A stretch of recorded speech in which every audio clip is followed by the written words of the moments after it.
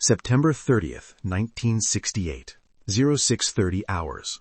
The jagged ridgeline of the demilitarized zone, South Vietnam. Mud clings to your boots like a living thing, sucking at every step as the first light pierces the canopy.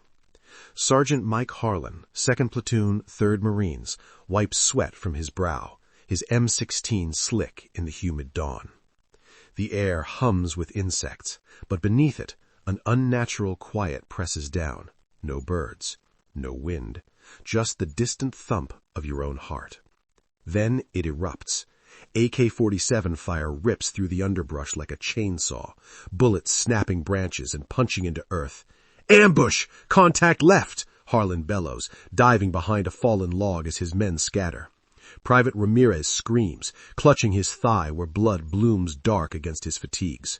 The enemy, North Vietnamese regulars, ghosts in the jungle, pour out from concealed bunkers, their numbers swelling like a tide. Outnumbered 3-1, the platoon is pinned, backs to the crashing surf of the South China Sea. Escape routes? Cut off by enfilading fire from the hills. The radio crackles to life in Harlan's hands, his voice raw. "Eagle 6, this is Delta 2-5. Under heavy fire. Request air support. Over." Static. Then the reply. "Negative, Delta. All birds grounded. Weather and SAM threats. Hold position." Hold position? With mortars now walking in, exploding in geysers of dirt and shrapnel? Harlan's men return fire, M60 chattering, but it's desperate. Corporal Jenkins falls silent, his helmet spinning away.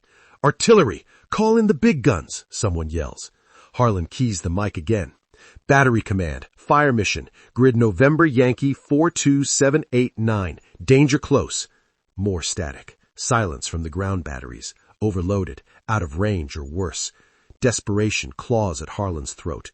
You could almost feel it, the metallic taste of fear, the burn of cordite in your lungs, the ground shaking as another round hits. Is this it? The end in this godforsaken strip of no man's land? But through the hiss, a voice cuts in, calm, authoritative, almost ethereal. "Delta 2-5, this is Battleship New Jersey. Coordinates received. Stand by for fire for effect." Battleship? Harlan glances seaward, eyes straining against the empty horizon. Nothing but rolling waves and mist.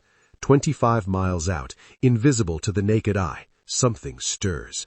A colossus from another era, rousing from slumber.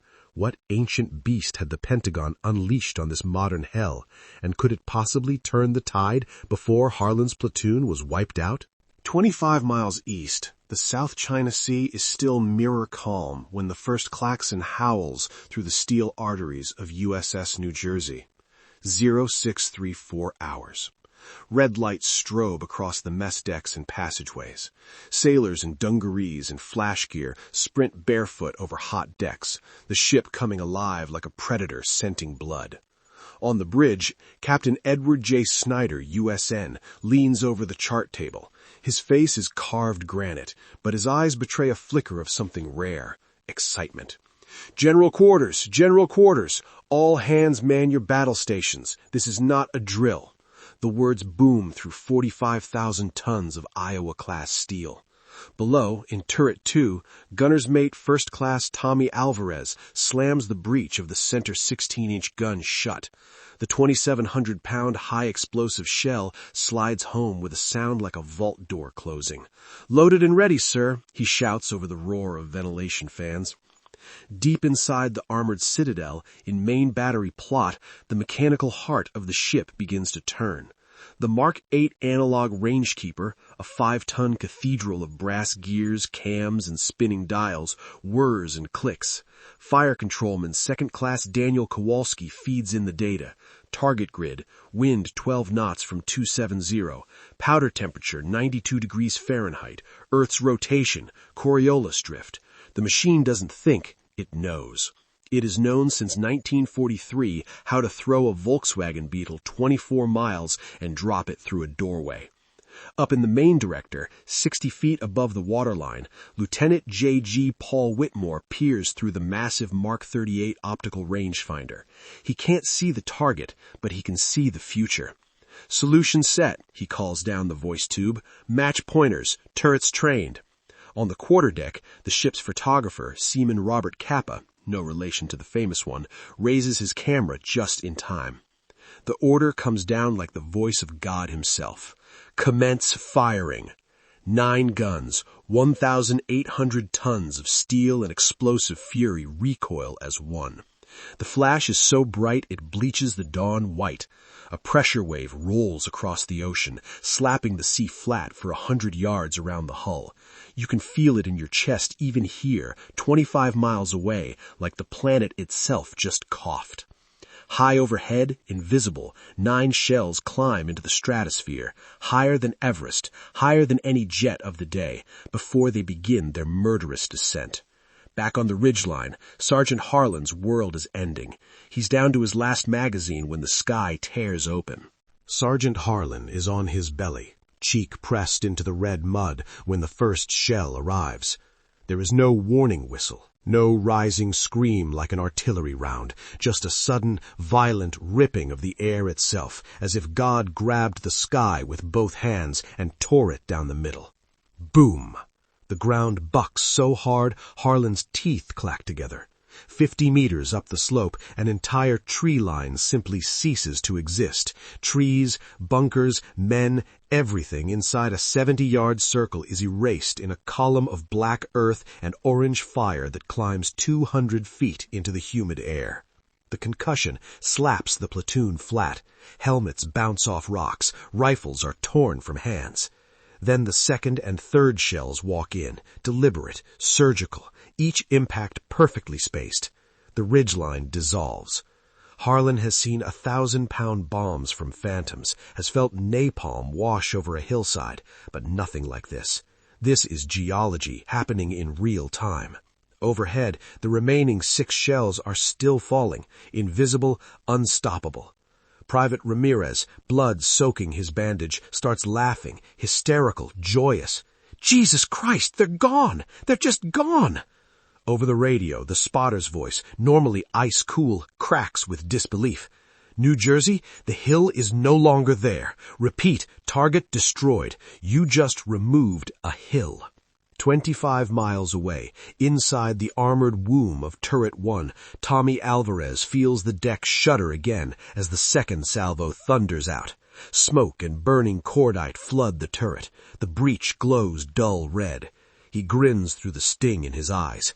They are not fighting a war out here. They are moving mountains, one shell at a time. But even as the platoon begins to regroup, tending wounds and counting the living, Harlan stares seaward. Still nothing on the horizon, just low clouds and the faint smell of burnt propellant drifting impossibly far on the wind. How does something that big, that loud, stay invisible? How does a ship built for Guadalcanal and Iwo Jima become the guardian angel of a war it was never meant to fight? And why, in an age of missiles and jets, did the Pentagon dig up a dinosaur? August 1967. Bremerton Naval Shipyard, Washington State. Rain needles down from a low gray sky onto rows of silent gray hulls. Ghost ships tied 3 deep along the pier, their guns capped, their decks streaked with rust. Among them towers USS New Jersey, BB-62, the largest warship the world has ever seen. 25 years old, yet already a museum piece. Her teak decks are rotting, her magazines empty, her crew long since scattered to carriers and destroyers. Inside the cavernous wardroom, a small group of officers stares at a single sheet of paper. It is an order signed by Secretary of Defense Robert S. McNamara himself. Reactivate Iowa-class battleship New Jersey for combat deployment to Southeast Asia, effective immediately. Commander James Holloway, soon to be her new executive officer, lets out a short, incredulous laugh. They want to send a battleship to Vietnam? The Navy hasn't fired a 16-inch gun in anger since 1953.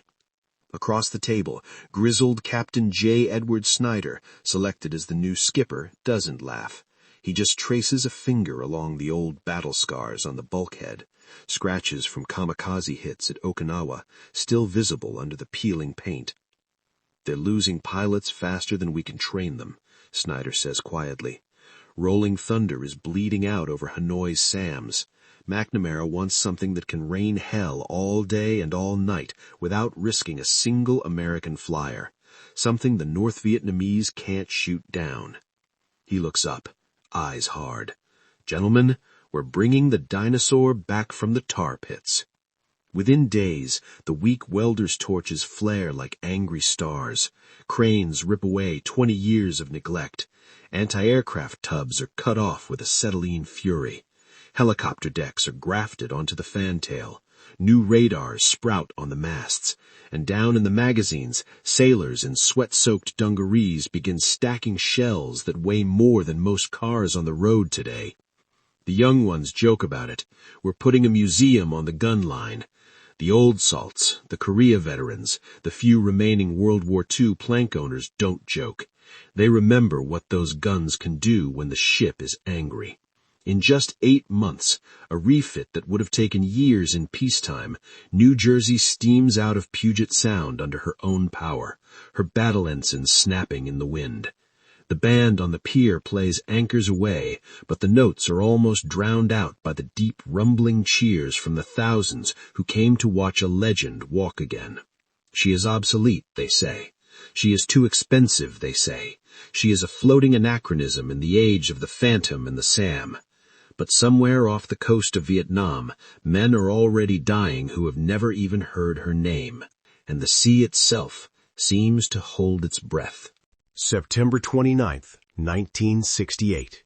Yankee Station, off the coast of Icor. The sea is glass, the sky a dull pewter. New Jersey ghosts in at 20 knots, her wake the only disturbance for miles.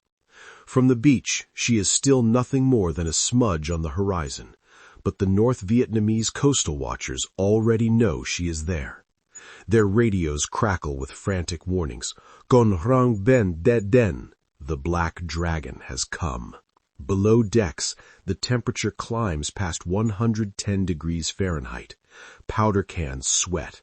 The ventilation struggles against the smell of hot oil, ozone, and men who haven't seen daylight in days.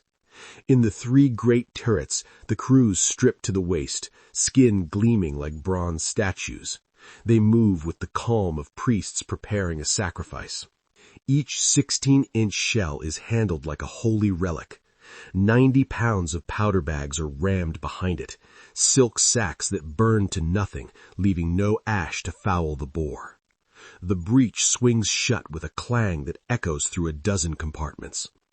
In main plot, the Mark 8 rangekeeper sings its mechanical hymn. Gears the size of dinner plates spin. A young fire control technician whispers to himself, "Come on, baby, give me Jesus on the first round." On the bridge, Captain Snyder lifts the growler phone. His voice is almost gentle. Fire mission.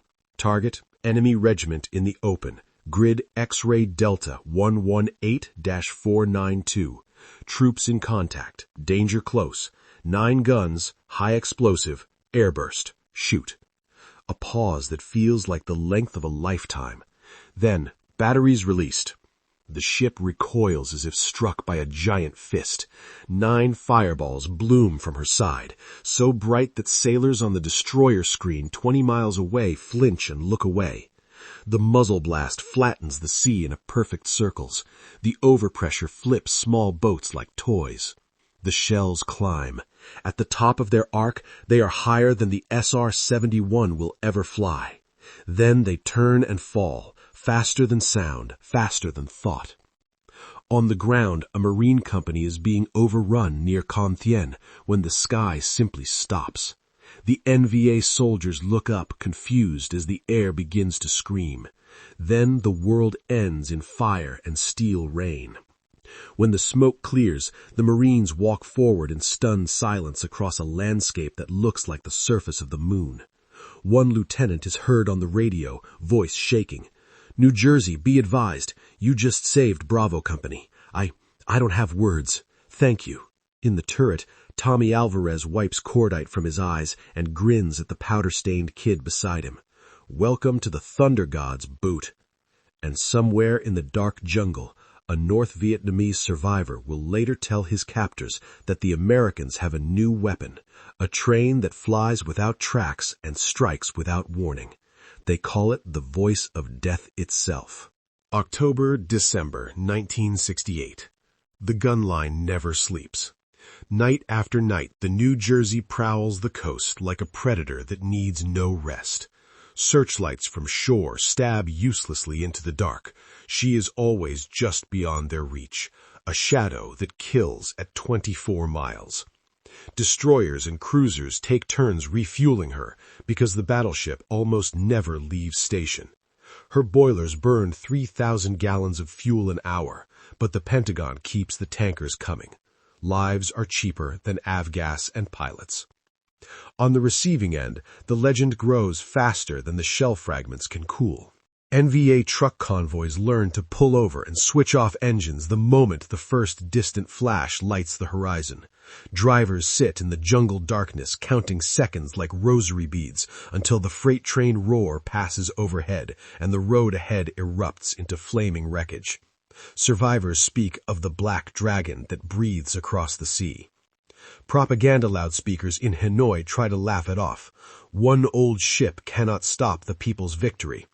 But the laughter sounds hollow when entire supply caches vanish in a single salvo. One mission becomes myth almost overnight. A Marine reconnaissance team, call sign Sparrowhawk, is surrounded on Hill 950 near the Laotian border. 12 men, no resupply, NVA battalion closing the ring. For 48 hours they call for help that never comes. Weather too low for jets, artillery out of range.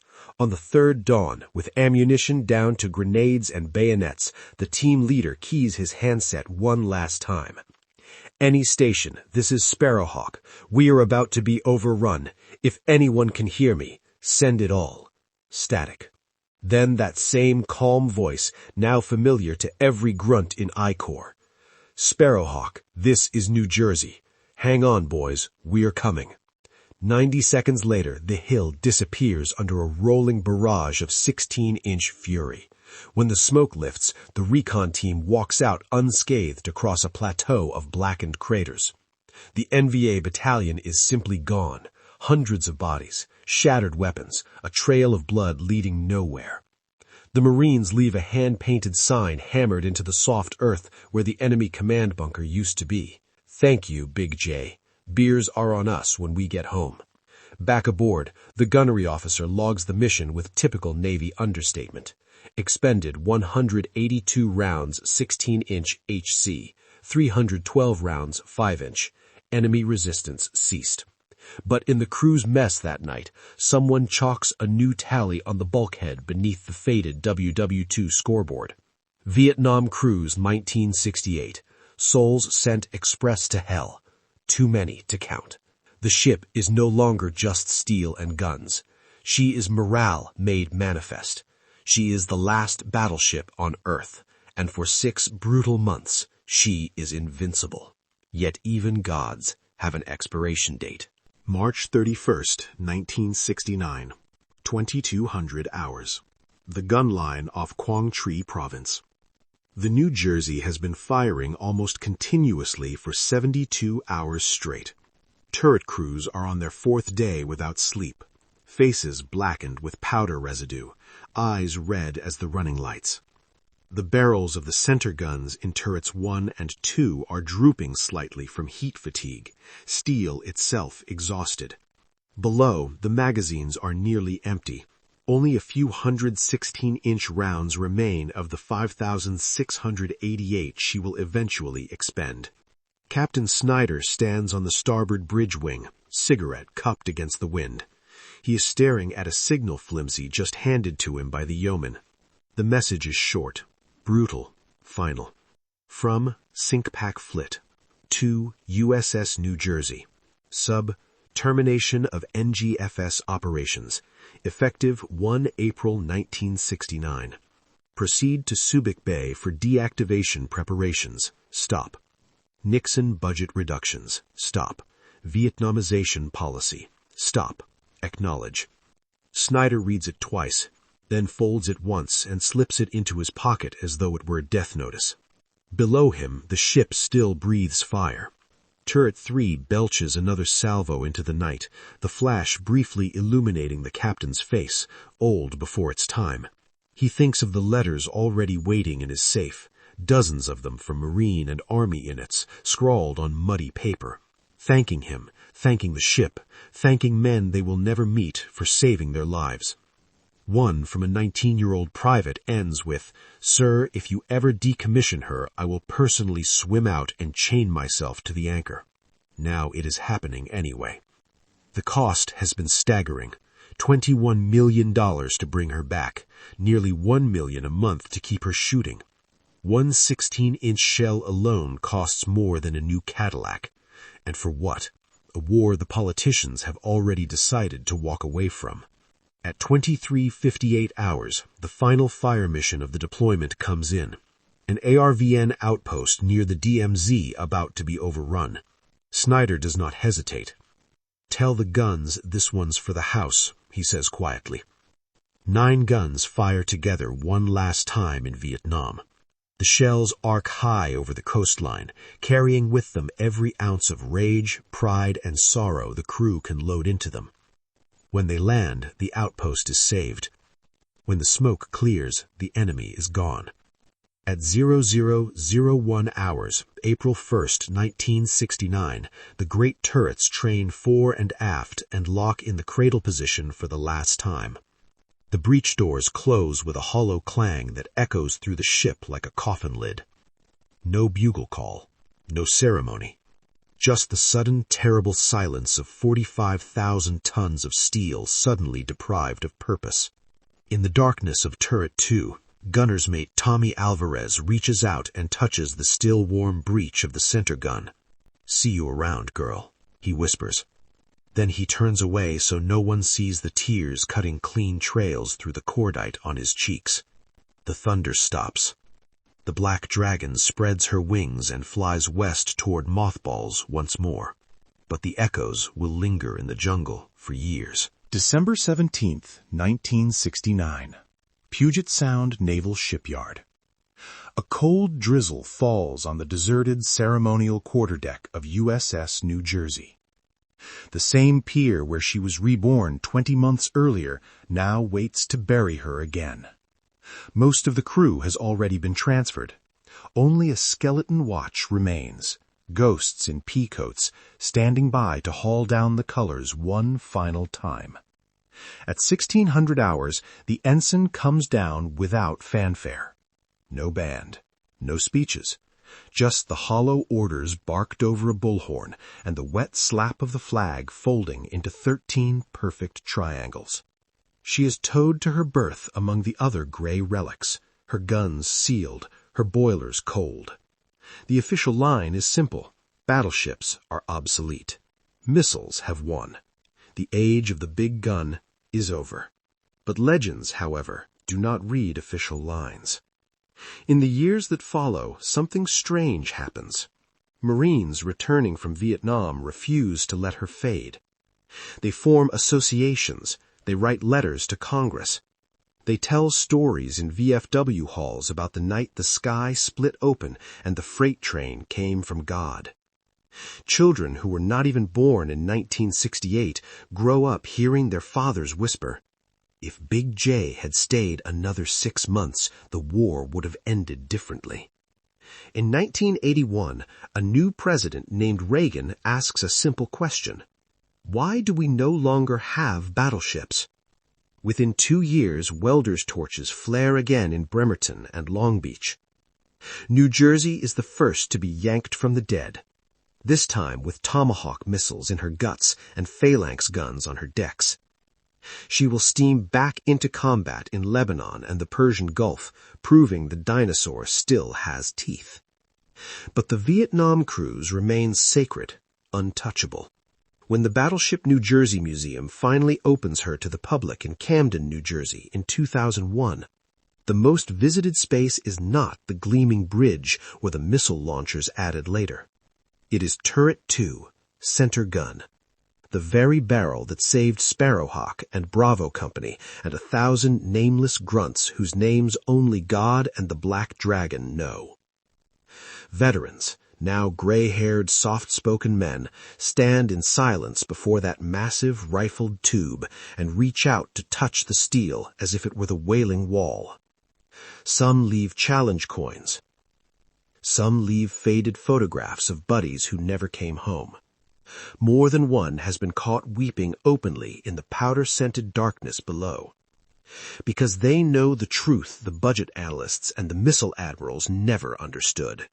In a war measured by body counts and cost-benefit ratios, one ship, one brief thunderous moment in 1968-69, proved that raw, overwhelming firepower delivered with impossible precision from a floating fortress that could not be shot down could still reach across 25 miles of ocean and pull terrified boys out of the fire. The guns are silent now. The Dragon sleeps again, this time as a museum.